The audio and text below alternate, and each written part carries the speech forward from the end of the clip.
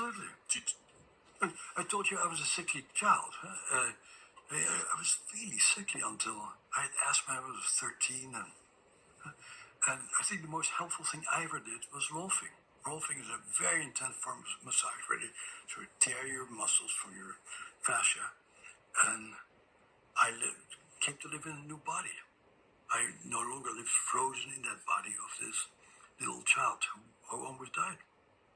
It had a profound effect on me, as much as anything I've ever done. Why and how? Because you get stuck in habits.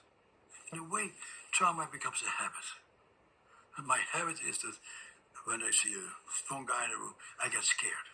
Hypothetical situation.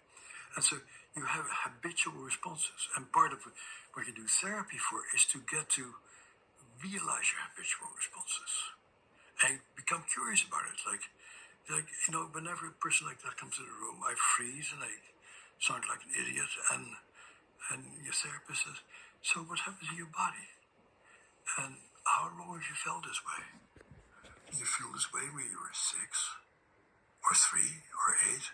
And then at some point people get a narrative that may begin to explain it. And that narrative may say, "Oh, I was bullied by somebody." And that feeling comes back when I meet somebody who reminds me of my bully. And then you go like, "Have you ever tried martial arts?